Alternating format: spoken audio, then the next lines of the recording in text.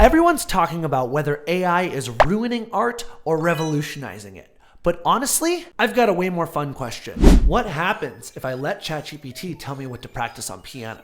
Will it give me the ultimate practice plan? Or will it totally mess me up? First, let's talk about why this experiment might change the way we approach practicing and even how we think about creativity itself. We all know we need to practice, but what to practice is sometimes the hardest part. It's the question that haunts most musicians. Do I work on scales, chords, improvisation?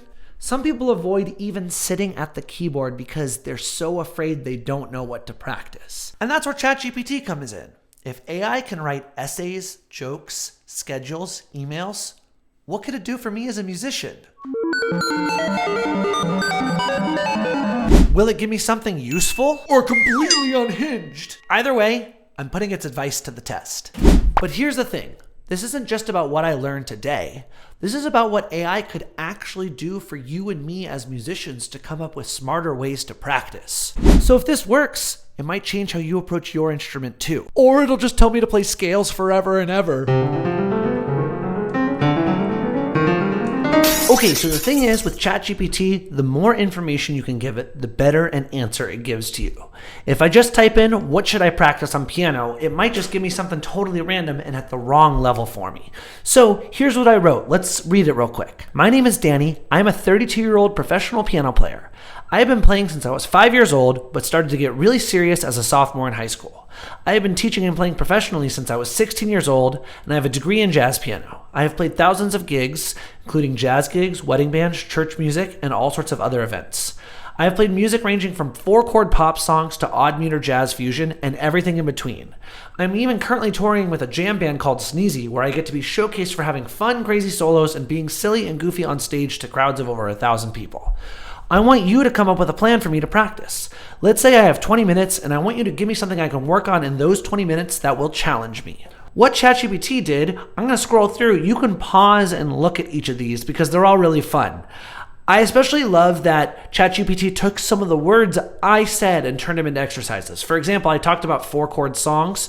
It gave me a 4-chord progression exercise to do. It also gave me an odd meter exercise, and that's the one I want to go through and work on in real time today. Technique plus odd meter warm-up. Choose a challenging scale or mode, example, melodic minor or diminished scale. Practice it in 7/8 time or another odd meter you're less comfortable with. Use one of the following rhythmic subdivisions, 3-2-2 or 2-3-2 for 7/8. And experiment with accents on offbeats or syncopations. For example, place C melodic minor ascending and descending in groups of 7. Vary hands playing in sync, contrary motion, or offset by a beat. What I love about this looks like an exercise I would give one of my students or an exercise I would come up with for myself. Let's take this to the piano and see what we can learn. Okay, so it told me to pick a mode that is challenging for me. I'm gonna do the A altered scale. One of the groupings it suggested was doing 2-3-2 for 7/8. That is one I definitely have spent less time with and I bet I'm less comfortable with. So I'm gonna use the metronome here. Let's try this. 1 2 1 2 3 1 2 1 2 1 2 3 1 2 1 2 1 2 3.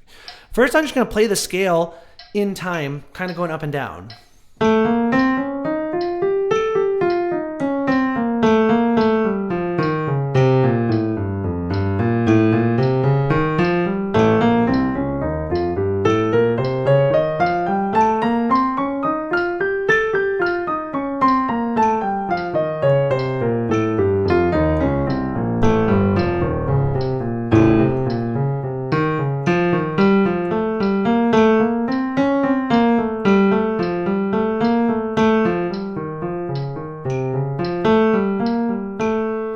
Cool, just kind of get in a little bit. Let me push myself to vary my phrasing a little bit. 1 2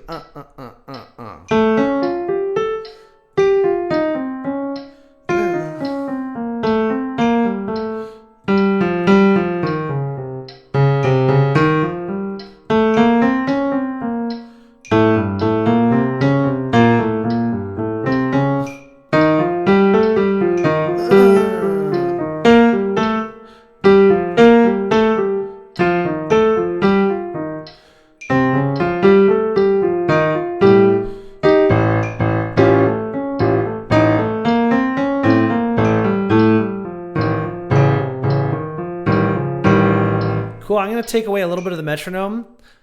1, 2, 1, 2, 3, 1, 2, 1, 2, 1, 2, 3, 1, 2.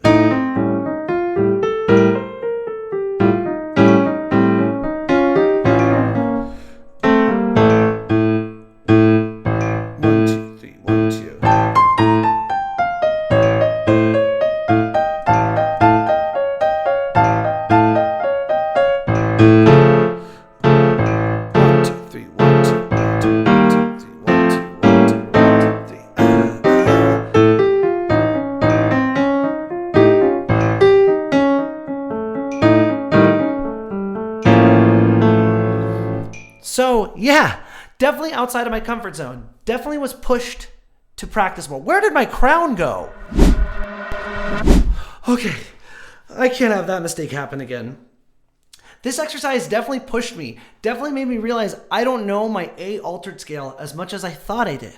I also am not as confident in 2 plus 3 plus 2, 7, 8 groupings as, well, truth be told, I knew I wasn't as confident in that, but I was given the idea to practice it through ChatGPT. So here's my big takeaway.